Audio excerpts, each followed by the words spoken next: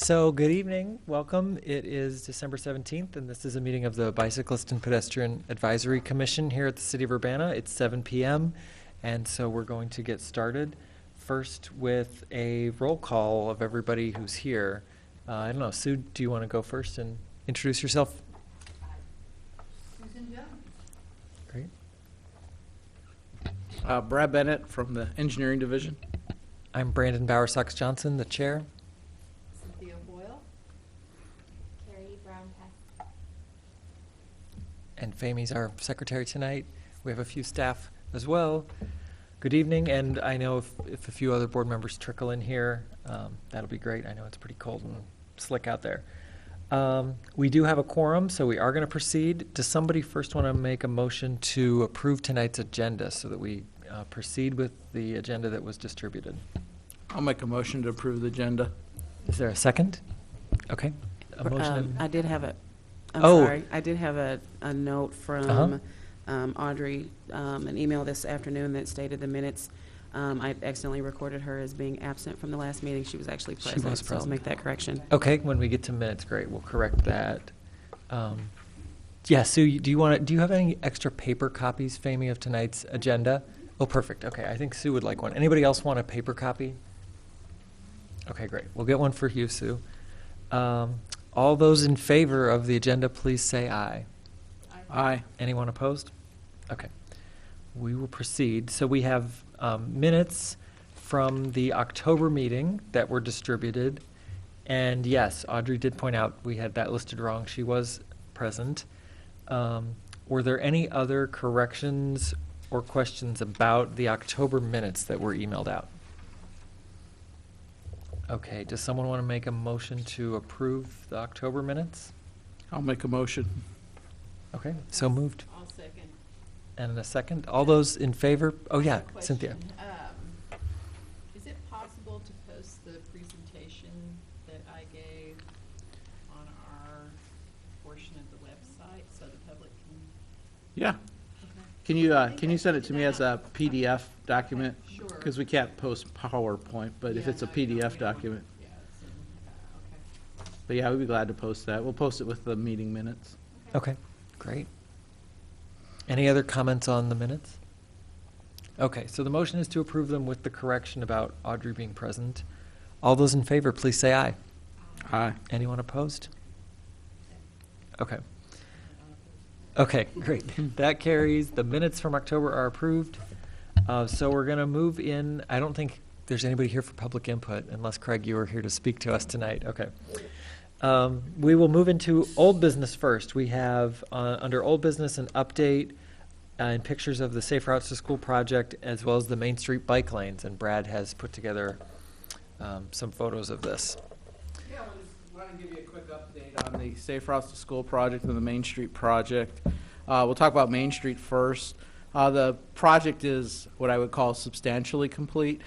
The pavement has been resurfaced, the bike lane markings are in place, these traffic signals are working. They still have a little bit of landscape restoration and some punch list items to deal with. But this is just a picture, downtown. I think this is looking, west. You can see the cinema gallery over here, but you can see the bike lanes. Right now they don't look so great because there's a lot of salt on them, so everything looks kind of bleached white, but this was the best shot that I could come up with. I think that's the one picture I had. So Main Street project is substantially complete. Moving to the Safe Routes to School, all the signs have been installed, as well as the bike racks, with the exception, we've got 8 bike racks we still have to install over by the Aquatic Center.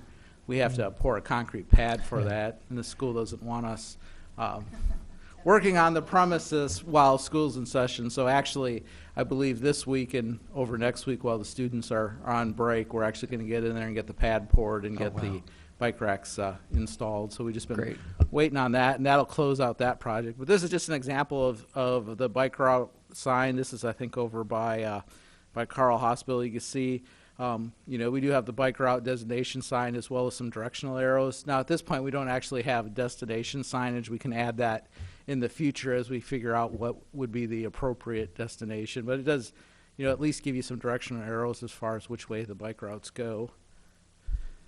And this is just an example of what it looks like. This is that multi-use path that cuts through Crystal Lake Park. And you can see we've got that signed conveniently for the cyclists to see where they're going.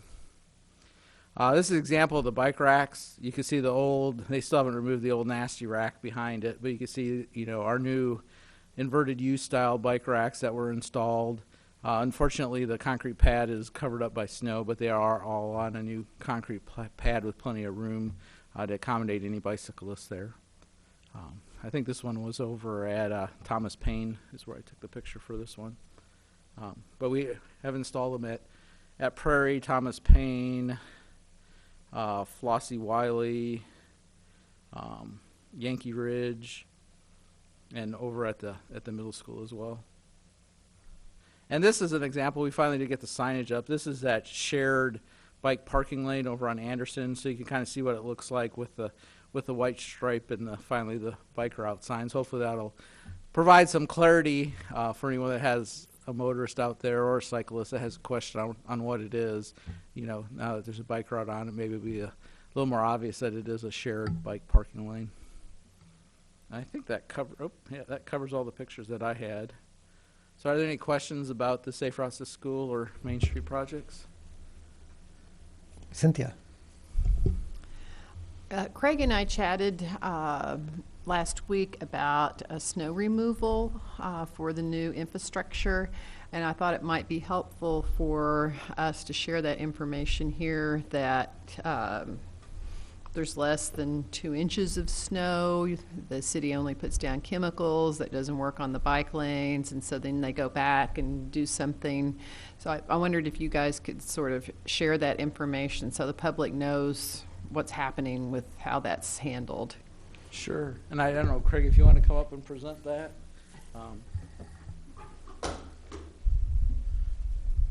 We are definitely in the winter season.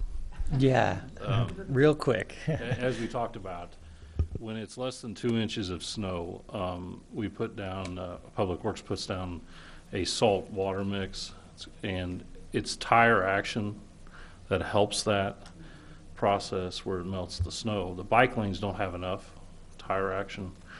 So that's why when you see when it's, a dusting across, there's no melting in the bike lane. Now what they do come back though and do is they hit it with a rubber blade, and they do clear that. Now with this latest snow, we got over 8 inches, and I think if you do look around town, they did a pretty decent job, clearing those bike lanes.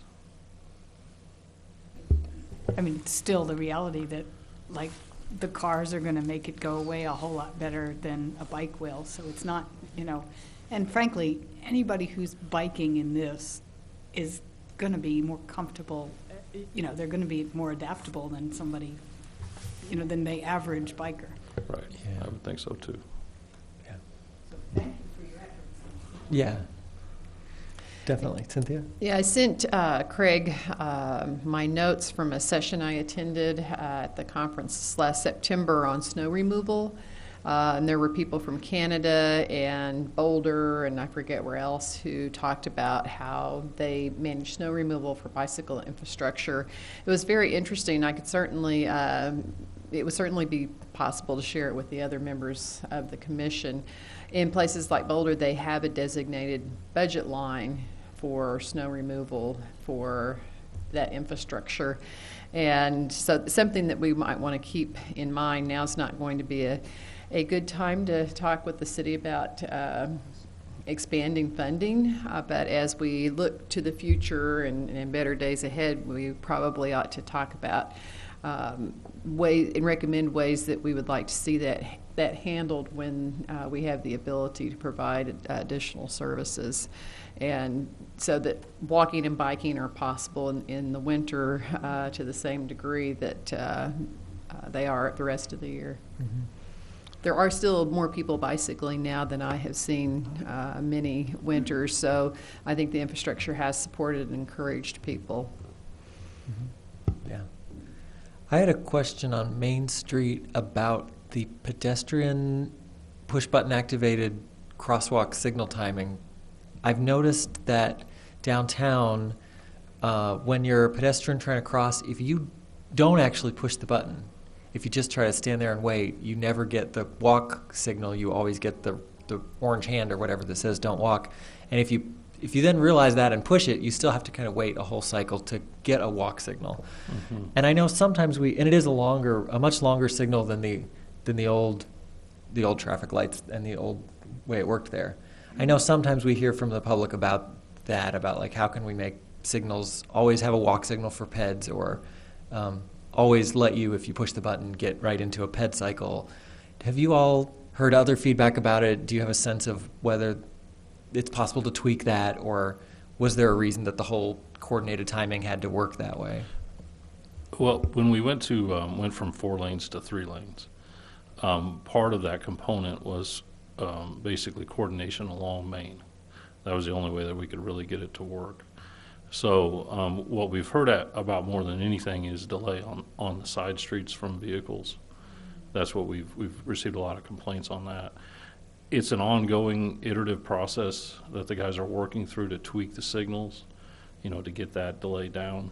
At the same time, we have the pedestrian movements, which are conflicting movements to vehicle movements. So, it is one of those things that the guys are kind of trying to tweak out as we go. And I think, it'll get better as we work through it. Cynthia? I also spoke with one of the merchants about this, because even when you push the button, you get to wait a long time. And sometimes when there are no vehicles coming, we're not going to wait. Mm-hmm. And so he told me he'd been using the mid-block crosswalk instead. So if possible, I would like for them to look at there being a PED signal without activation. And I don't know if you have to time it so that if there's a protected left turn, of course, that you don't have pedestrians. But my concern is that when people are frustrated with a pedestrian signal, then they'll just go when they see the light turn green for the other direction. And so we probably ought to take a look at that and see. Right now there aren't perhaps as many people crossing, but when you're standing out there and the wind chill's 10 degrees and it's not coming on, then you get a little exasperated. And we want downtown to be a very pedestrian-friendly place. Mm-hmm. Any other questions or comments about Main Street or safe routes? I would say congratulations. I mean, in general, it's beautiful, and it was so glad to see it done. Of course, now I didn't get to ride it because we went so fast and we're into winter already. But well, I did ride it. I went down. The Main Street stretch is. Yeah, I did ride it, and it's very nice, and I think it's a great improvement. And at the middle school where we've been doing the programming, and tomorrow we have a end of the semester voltage party. I've been watching, and there have been bikes on the bike racks, 8 or so every day except for today. I saw one bike there that had, one of them looks like maybe it's been there a while, but there was one bike that looked like it had arrived. So the kids are riding for longer periods into the year. I suspect their parents didn't think it was, they probably use sidewalks to a certain degree, and they're not all clear, so I suspect that they didn't encourage them to bike, which is probably prudent. Yeah. Yeah, on that note, today I saw kids walking in the street to school, and I guess just as a quick public service announcement, I'll remind everybody, in this time of year we all have to get used to finding our shovels and, being ready when it snows to shovel. That for property owners in Urbana, the sidewalk in front of your home is your responsibility to clear. And I don't know if everybody always knows that, especially if people are new to town. So when it snows, it's each of our responsibility to get out there and clear it and help our neighbors who might not be able to, or are elderly or not able to clear their own stretch, or are out of town. So this time of year, it really matters, because a single house on a block that doesn't shovel their driveway means that all of a sudden you've got all those kids, or the person in the wheelchair, or the baby carriage out in the street just because one person out of 10 houses on the block didn't get out there and clear there. Yeah. So it really matters for people to pay attention to what's around them and try to help out keeping things clear, for safety, especially of kids and elderly folks this time of year. Okay, any final comments on the Main Street Okay, then let's go on to our new business items tonight. The first one of these is an item that Craig is here about, which is the bike lanes on Ray Street from California to Elm. I have a couple handouts.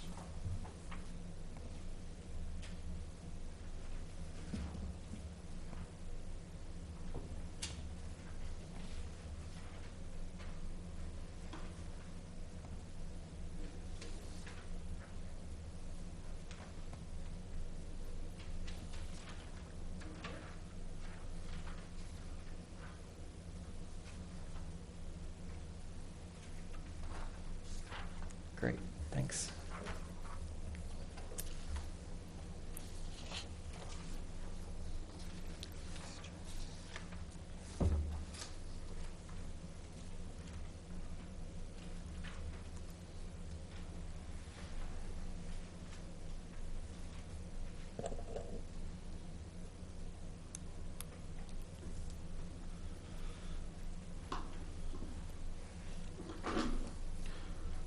Okay.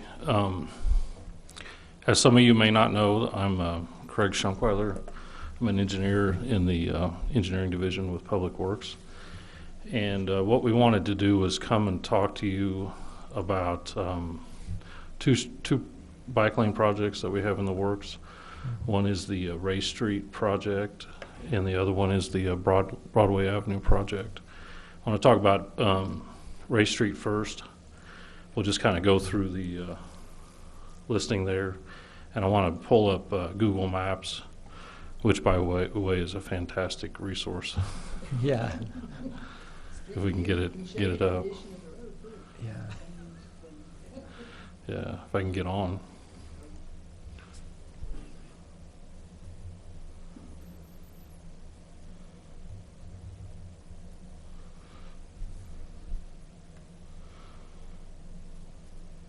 So while we're waiting for that, what we have with Ray Street is the project runs from near California Street, just north of that, up to Elm, which Elm is right in front of the library, right there. North of Elm, that part of Ray Street was just resurfaced here this fall, and bike lanes were installed on that one, which I'll show you. So let me pull up this map here. We'll kind of zoom in and get a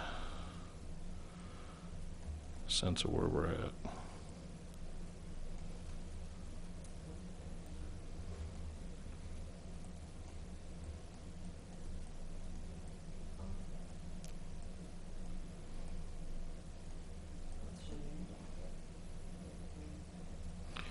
So our project will run, and I have another drawing that I'll show the concept, but basically run from just north of California here, up through, well,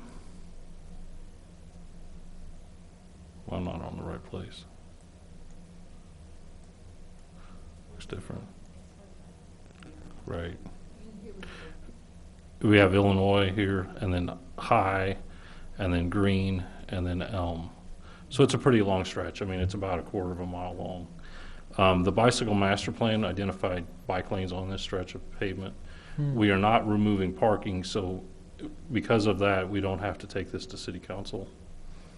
It's really an implementation that we're going to do, and we usually do these with our annual resurfacing. The street itself is not in real great shape.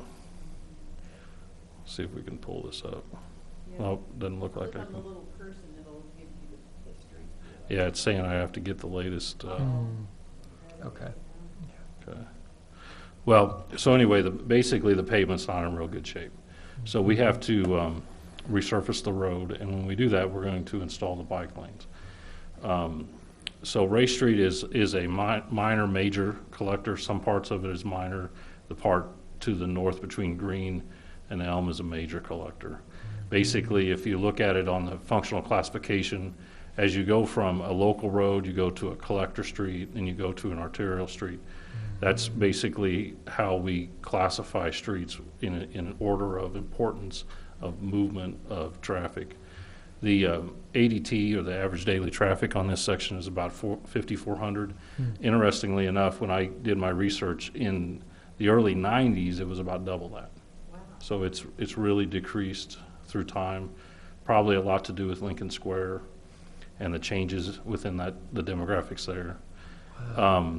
It's basically a low-speed street. It's about 30 mile an hour. This project will be funded through our state motor fuel tax. And we use the Illinois Department of Transportation guidelines, but I also use NACTO, which is the National Association of City Transportation Officials. We're allowed to use some of those things, guidelines there. Existing infrastructure, what we have is four lanes right now that vary, say, 10.5 feet to 11 feet wide. There are left turn bays that are already in there. There are raised medians throughout the block, with grass and plantings and things like that. And it's got curb and gutter and sidewalks on both sides. Let me go back and pull up my design. So what we're going to do is, our charge was to basically go from 4 lanes to 2 lanes, divvy up some of that space for bicyclists. So what we got here is, this is looking north. So we're oriented where this is California at the very bottom of the page, and at the very top of the page is Elm. So what I'm going to do is I'm going to start on the south, and we'll kind of just work our way up north, like as if we're northbound, and then we'll turn around and just kind of walk back down through as if we're southbound. Let me see if I can get this. So down here at the bottom of the page, and I'll expand this out, we have basically 2 lanes of traffic that right now go to 4 lanes. So this is Illinois Street right here. We have what we would call an existing through right movement and a through left movement. In the middle here is a median. The proposal would be to keep the inside lane the traffic lane, very similar to Washington Street. There are reasons that we do that. When you get up and we have turn lane or turn bays and things like that, you've got to cross back over. So when I'm designing, I always look at it as whatever is the most simplistic for operation. So if like a vehicle is traveling down the road, making a left or a right, they're going to come from that left lane. The right lane would be divvied up to bicycle only with right turn lanes. This design here that you see here is very similar to the NACTO design. I'll just pull that up real quick. So right here, this is from the NACTO guide. You see a right turn lane with sharrows and a right turn arrow. That's a combined turn lane. That is allowed under the current Federal Highway Administration guidelines in conjunction with MUTCD. Sometimes we get the question of, well, can't we just put a bike lane through here, through the turn lane? There are designs that NACTO has for that, but that's currently on the experimental side. It's not an approved method at this time. What you see here is very similar to what we did on Washington Street. That's what you see here. It's just a modified version of it with the sharrows and the right turn lane. So as we walk up through, what we have here is we have a through travel lane on the left. On the right, you have a short bike lane. The reason it's short is because the distance in between the 2 blocks is fairly short.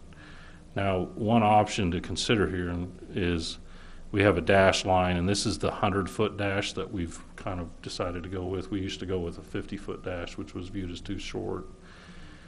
Sometimes you'll see the design where on the inside part here is dashed also. As a designer, I have a preference on this one only because what it does is it tells the motorists that they can get over into that lane. What we're trying to do is avoid the infamous right hook. That's the worst thing that we can do. So we're trying to avoid that. I have thought about maybe pulling this dash up at least a little bit farther, and still having this gap here. But that's just something that we got to kind of think about. So as we go up, this is the entrance to the right is to Lincoln Square Mall. And then again, we go, when we get up here, you can see where we have on Green Street, you have a left turn bay that's already there. And then we have a right turn and then the through lane. And then as we go up further, right now, there was a right turn lane installed with the resurfacing at Elm. And you can see up here in turquoise, that's where the bike lane is right now. And what they did was they took made this a through left movement, and it coincided with, the vehicles to continue up through here, and made this a right only. If you left this as a through right, the problem is there would be a conflict that could occur to get that merge over. When you come from the south, this bike lane's a 5-foot bike lane. The rest of them, I forgot to mention, is all 6 foot. I put 6-foot bike lanes everywhere. And when you come from the south now, we do have to shift over. I've got a 6-foot lane on the left, and then this is like a 10.5 to 11-foot vehicle lane. Most of the vehicle lanes are about 10.5 to 11 foot wide. We're really not changing the lane width as we go through. So this is the library here. I had wanted to pull it up with Google Earth, or maps, but right here there is bicycle parking over here. And there was a study performed by the Regional Plan Commission that I just got a copy of today for for the Urbana Free Library, and they talked about wanting to provide a bicycle ramp off of Race onto the sidewalk.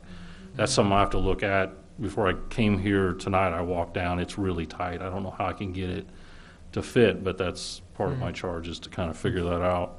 So what you then could do is come off of the bike lane and then get beyond this barrier curb right here, and then get to the bicycle parking. As you come down, then we would have the right turn lane again.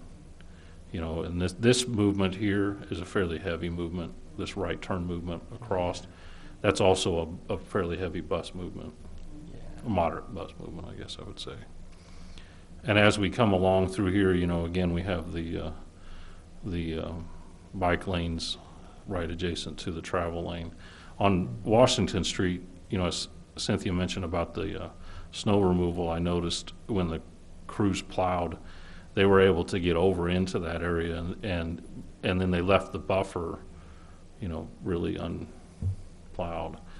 That's the one thing that's also nice about it being adjacent to the travel lane. And again, here we have these short turn bays. They're really not necessary, but we're not in the business of removing medians at this point. It's a lot of money to do that.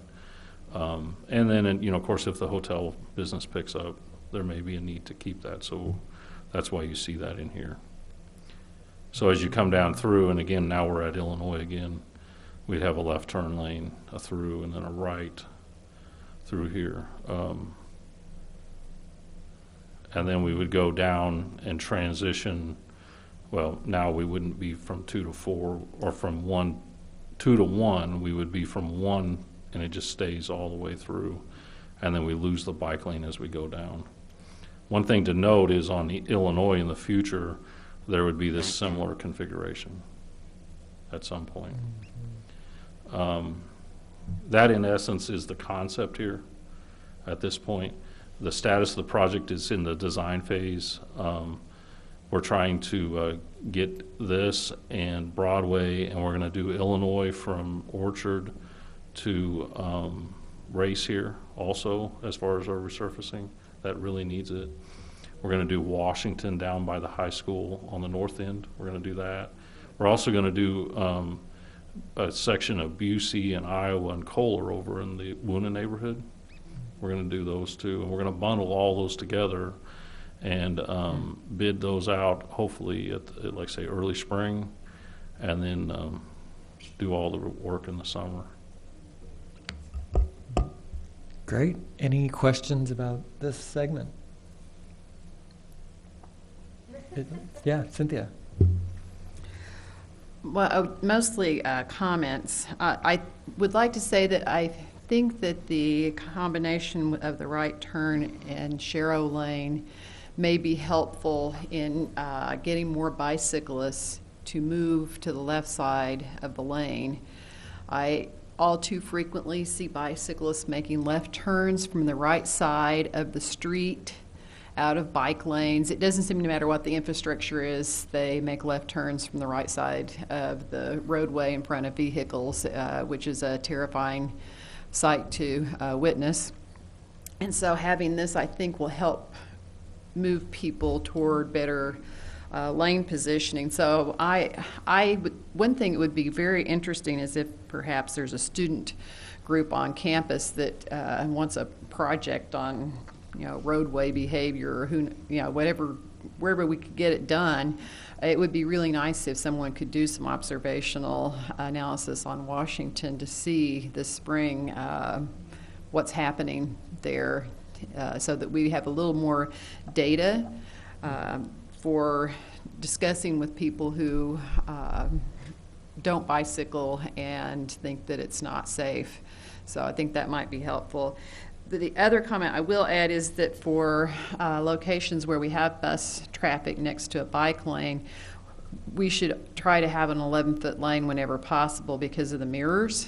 And with the bicyclists, not all of them ride on the right side of a lane, and so to make it easier with the center median, the bus can't move to the left. So, they may just stay behind the cyclist, which is also an option. And one other thing I was going to mention, but now I know what it was. When we post these things, I think it would be helpful to do a couple of things. When you post a new project, I think it would be helpful if we post a link to the See You Sharing the Road video, and for those who are seeking information on how to use, or either as a bicyclist or a motorist, how to use the infrastructure, please see this video. I'm constantly sending that to people who tell me they don't know what to do. And I think the other thing we might want to do is somehow indicate how this is going to connect with future projects, for example, Illinois. Because we had that discussion when we were discussing Broadway. People didn't know that it will be connecting to future bike lanes on Illinois. So I think trying to connect the dots for people, we all have been working on this for several years, some of us, not all of us, but and so I think it's hard sometimes to communicate effectively because we're not providing all of the information as background that we already have, and so we assume people have some basis that they're starting from and understanding. So, Yeah. Good. We did notice, it's just more anecdotal, but on Washington Street, and it's near our office, and I drive it every day, and after we implemented those, it's my observation that I think we see more bicyclists on the street than we did before. Sort of like a build it and they come type of thing. Mm-hmm. it would be nice. It would be nice if we could document that, because that's the other thing you hear is, well, how do you know it's working? Right. And I know that that's difficult for us to do because it requires quite a bit of funding to go out and do bike counts, although at some point in the future we might be able to arrange with Kuwats to do that for some reasonable fee, since they have the bike counters that go in the roadway now. Right. On this project, we set up, we have these mile vision cameras that count traffic, mm-hmm. and we set them up at each intersection at different times, but we counted the bicyclist during our count when we did this Mm-hmm. here. So we'll have the before data, and then we would be able to Oh, that would be great. somehow get the afterward. That's the difficult part, but if we could get Kuwats' help or RPCs, that would be good. That'd be great. Any more comments on race then before we move to Broadway? I have one quick one. I do think in this configuration, to keep the cyclists aligned, that this shared bike lane and right turn only lane does work, and it I think the fact that it's consistent here at these 3 intersections in a row helps, so that hopefully people will use it properly. One little detail about it, on the NACTO picture you showed, the striping there where that cyclist is sitting right on top of the Sharrow, there is something a little weird about it, but it also in some ways is slightly more clear here that cyclists are still allowed to proceed through straight, even though vehicles are, if vehicles are over there, they're only expected to be turning right.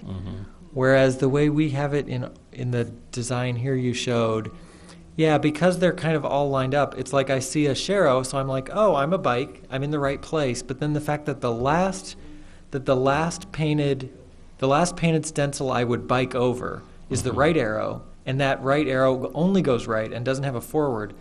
If I'm sitting there on top of that arrow as a cyclist, I all of a sudden start to think, oh, gee, well, the bike lane was back there behind me, but now I do feel like I'm in a right turn only situation. Right. Am I in the wrong place? Right. And that's a real subtlety of where those stencils fit, but I'm just trying to think psychologically as a cyclist, to see that my arrow does let me go forward would make me confident I'm in the right place. Yeah, that's a good point. These arrows here are graphically correct. I will say that, you see this one cheated over to the right. It's a little smaller than normal. It's not right. One of the things that we do though is we say, we have signs up that say right turn only except bikes. Oh, okay. And then we have a few situations on Washington where we're going to change that to where also accept buses, because we have buses that pull over in there to discharge too. Yes. But we do have that sign that says right turn only except bikes. I've seen that on Washington now. Right. Okay. And the one thing too is, like you noticed, it's consistent at every single intersection. Now, what is different though is when you get up to high, only because high is not a stop controlled situation. We could put the right turn arrow in, but it's really on these minor approaches. That's what we did on Washington. We on the minor ones, we did not put those in. Yeah. On the stop controlled, we do have that in. Yeah. What we could do is put in, we could plop in a couple Sharrows, if we thought that would help, in this situation. We don't have that on Washington. That is something to consider there. Yeah, somewhere there near your cursor might be good, so that Put somewhere in that stretch bikes know they're still kind of aligned in the right position. Okay. That's good. Okay.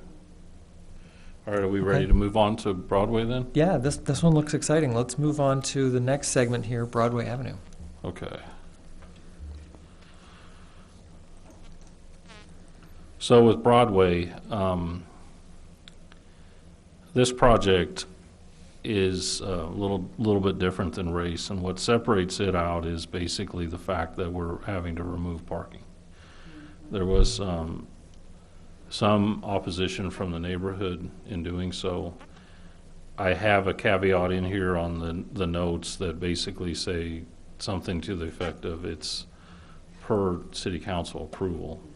Where we're sitting with this is we had brought this to city council for removal of parkway or parking. There was some opposition. We were asked to go back and study, in essence, the net loss of parking stalls. We did that last fall. We completed the study. I have a presentation that is ready to go to council in November. What has happened, though, is Mr. Pollock, who is leading the opposition as a resident, he has some health issues that aren't really good. So out of respect for him, it was decided by the city to basically hold off with pursuing the no parking at this time. But at the same time, we're going to go ahead and proceed with the resurfacing project, and we'll put in the plans like an alternate where we have the bike lanes and one without, and we can then, once we get city council yay or nay in the spring, that's probably when it would happen, then we would either pull one or the other. But what I'm going to show you tonight is the concept that is basically from the bicycle master plan, but it really is subject to council approval. So what we have at Broadway that's a little different, it's a local street, lower ADT, about 1,300 vehicles, low speed, 30 mile an hour. It'll go from basically one T, which is down at Washington by the high school, up to the other T, which is up by Lincoln Square. It's about the same length as Broadway, about a quarter of a mile. This one's going to be funded with our local motor fuel tax, though. A lot of times we use a combination of either state or local to get our projects done. That's what we're going to have here, some state money, some local money. Same type of design guidelines with the with IDOT and the bicycle master plan. We basically have a street that's showing distress. It's 2 lanes wide. It's like 12 foot each lane. There's 7 to 8 foot parking on both sides of the street. Again, an urban section with curb and gutter and sidewalks. Basically, again, we're not going to change the out to out. It'll stay the same. We're looking at 10-foot vehicle lanes with 5-foot bicycle lanes on one side and a 6-foot bicycle lane on the other side, adjacent to 8-foot parking. Okay.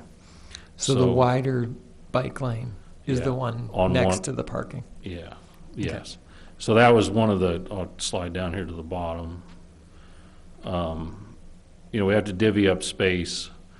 It was felt that, it's a low volume, low speed street. We could go with 10-foot travel lane. That 6-foot, it would be better adjacent to the 8-foot parking. And then the 5-foot on the other side, adjacent to the curb here. So there would be loss of parking on the left here. You see where the cars are, that would be where the parking would be removed. So as we go up the street here, you also notice we don't have tick marks. This is basically we'll put the line in, and it's really up to the we don't do tick marks unless we really have like meters. We don't have any meters, so we don't do those. So I'll just kind of walk up slowly here. So this would be Oregon Street here. This is a crossing for the Safe Routes to School there for Leal. And we pull back. The actual no parking is, I don't know if you can see my cursor here, but it's where the sign is. We have to pull it back to meet some site triangle issues there. And then this is the 100-foot dash. So as a vehicle would come along, they could come over and turn into the right and make a right turn there.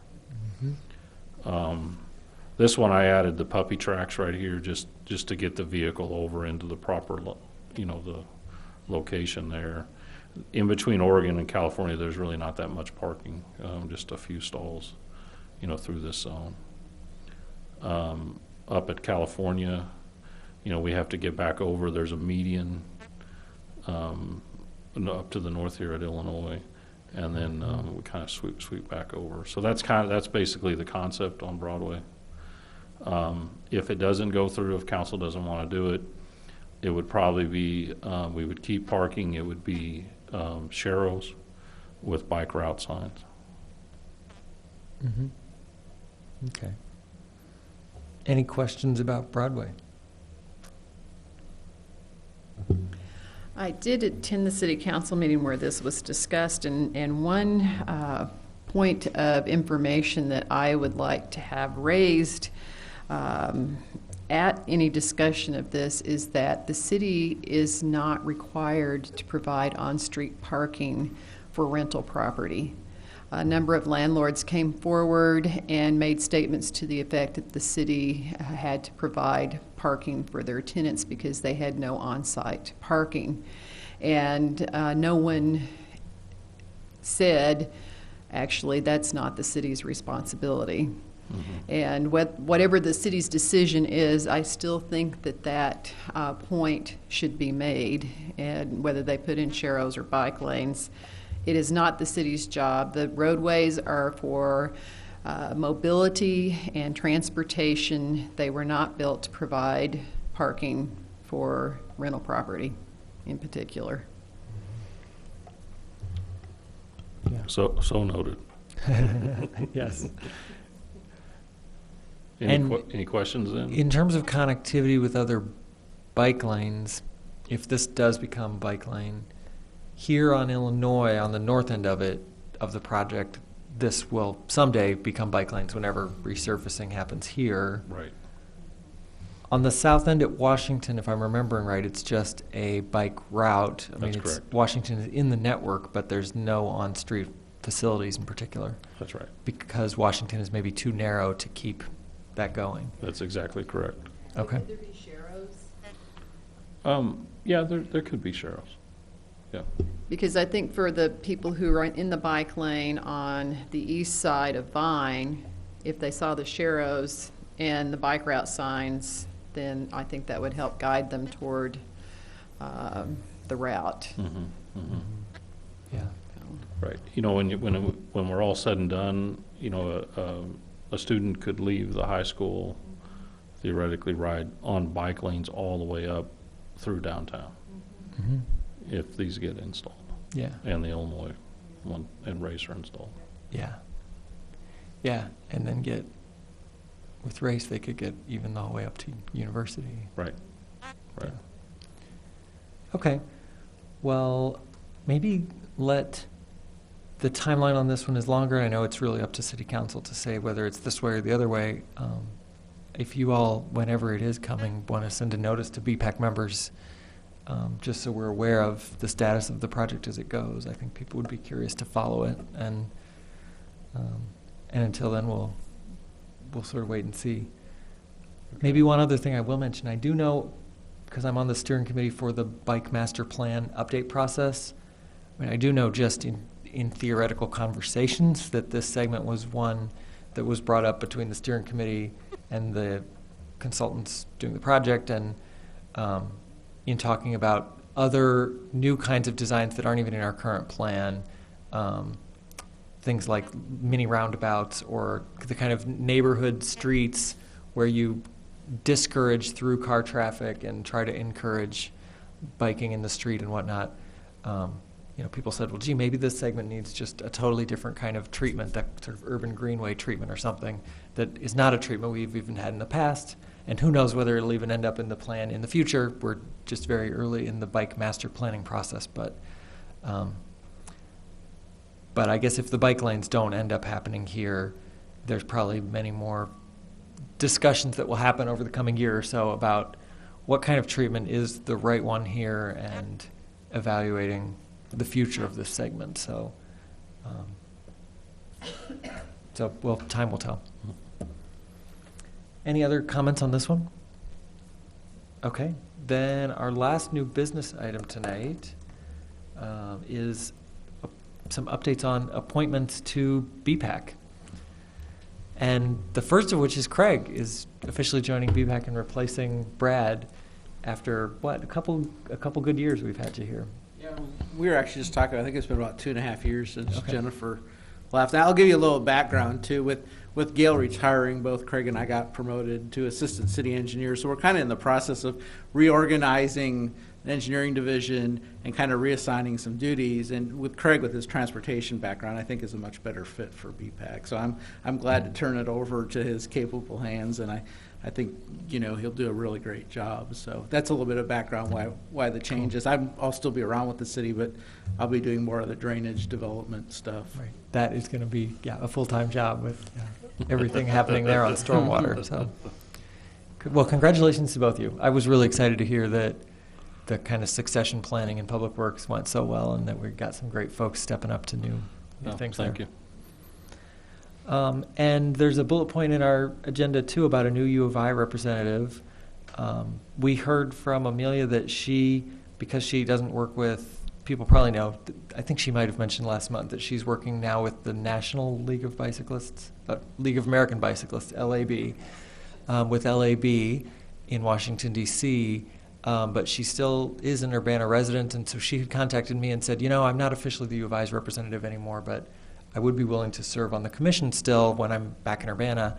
So I have some emails going with her, so she may be going through the official process at the mayor's office to get sort of reappointed in a different capacity, but the U of I folks are from Facilities and Services, I think, are figuring out who the new U of I representative will be, and I haven't heard any names yet, but I know Jolinda in the mayor's office was aware of it and working on it, so we'll just wait and see who the new point person there is. Any questions on those? Okay.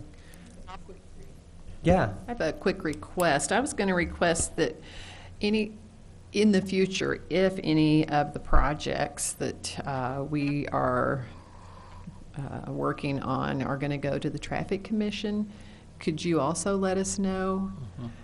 So that if we can attend, we could try and help answer questions. I don't think there's anything scheduled in the near future, but just for future reference. Yeah, getting Yeah, notice of those. we can do that.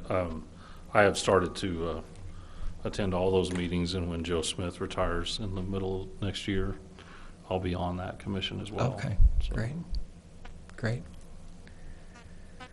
Any announcements this evening? I know it's winter, there's probably a little less activity happening. Cynthia?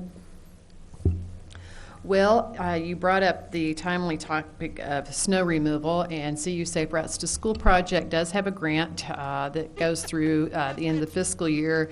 So we are doing our snow removal campaign. There is a billboard.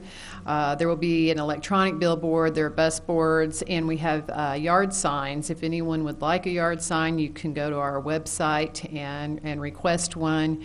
We have sent letters to the schools and offered them the opportunity to have yard signs and to distribute materials to parents. We have postcards and flyers so that they can encourage people to remove the snow around the sidewalks so that our children are not having to walk in the street. And we have had some schools do a really great job with this. One year, Yankee Ridge, their PTA took that and they got it out to all of the parents. And I think, too, the schools could certainly contact neighbors and request that they do snow removal, particularly when it's an institution or a business.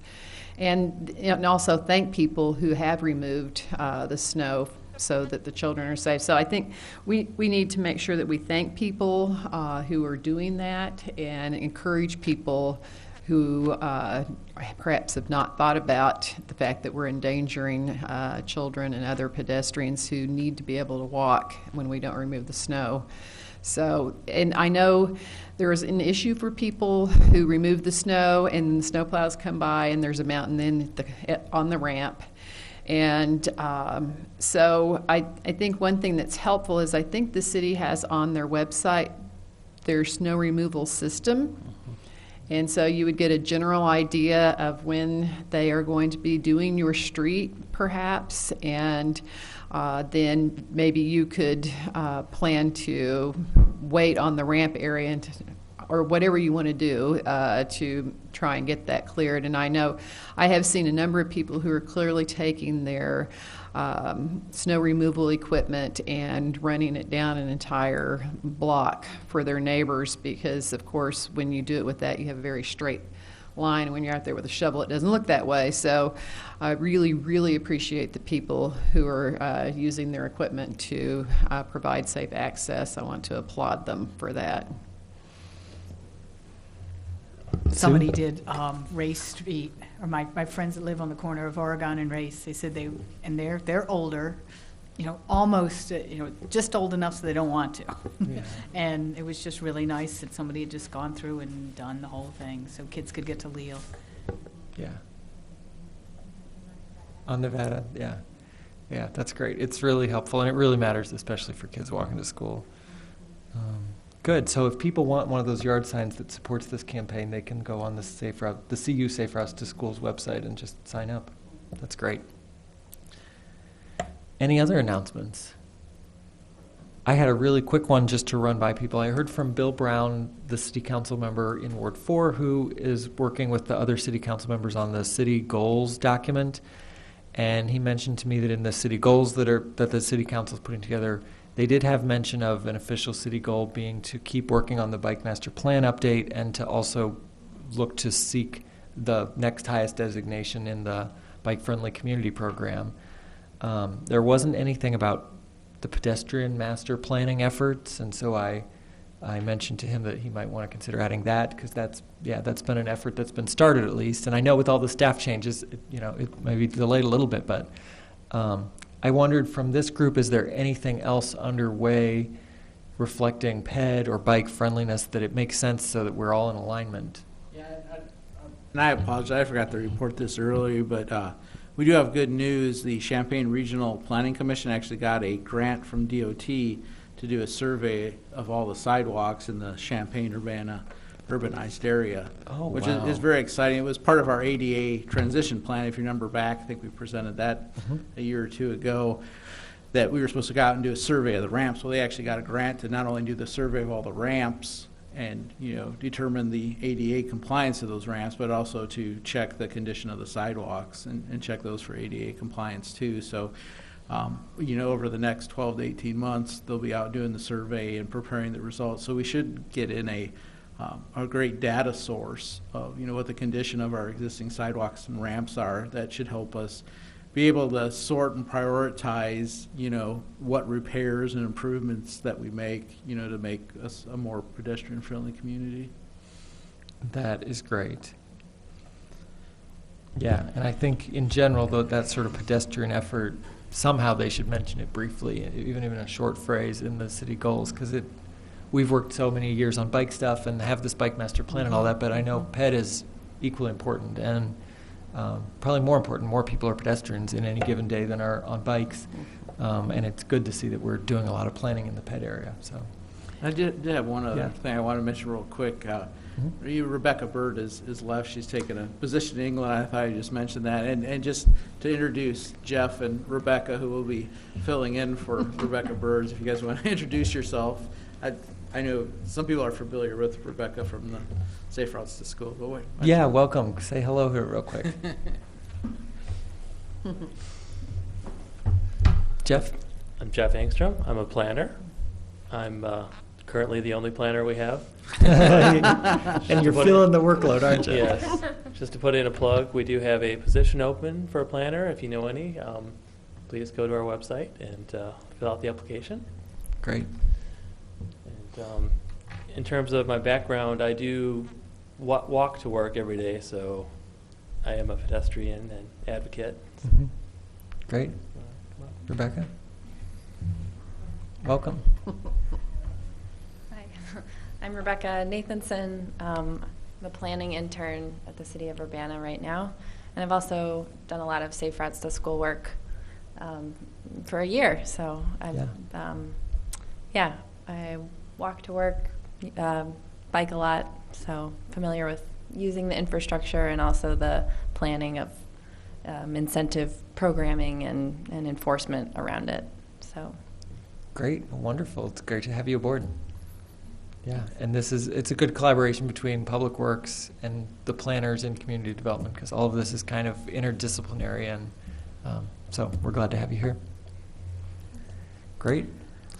Cynthia? Yeah, I would like to encourage the City Council to include becoming a pedestrian-friendly community in their goals, because once this survey is done, we will have all of that coded in on our GIS system, and so we will be able to update that and keep the data up to date. The other thing that I thought I would mention is related to Safe Routes to School, that we had some funding in our grant for evaluation and planning, and we're in discussions with Kuwats right now about doing a plan for Prairie Elementary School, and that would be the first individual school in Urbana's school system to have a plan done. There are 2 in Champaign and 1 underway. They've done Stratton and Dr. Howard, and they are now doing Southside with funding the CU Public Health Department gave them. So we're excited about that opportunity in Urbana. That's great. Definitely, if there's any way we can support or anything, feel free to pass that along to the BPAC folks. Great. Any other announcements tonight? Okay. Actually, oh, yeah, Jeff. I did think of something tangential to this group. The Urbana Park District is doing a master plan for their trails. and that's kicking off soon. So they will be having a public input meeting in late January. They don't have the date set yet, but keep your eyes posted for that on the Park District website. Mm-hmm. Yeah, and I believe it might even be a joint public input with the two planning processes that are both going on. So it'll be really important for people to turn out, and I think it's still being arranged for sometime late in January. So we should definitely make sure that gets to BPAC members. And I don't know whether we'll have a January BPAC meeting or not, but we'll definitely make sure everybody gets an email blast and encourage your friends and neighbors to come out to the public input sessions. Great, thanks for reminding us. Anything else before we adjourn? Okay, I think that's it. We will consider this adjourned. Happy holidays and be safe out there, everybody. Thanks.